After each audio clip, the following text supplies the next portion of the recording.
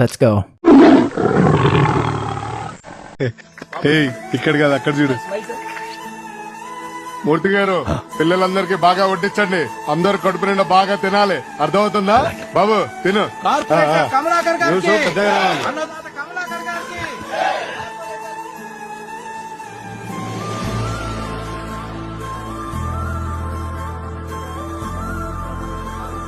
బాగా చదివే ఈ 6 పిల్లల్ని నేను నా కంపెనీ ద్వారా దత్తత తీసుకుంటున్నా.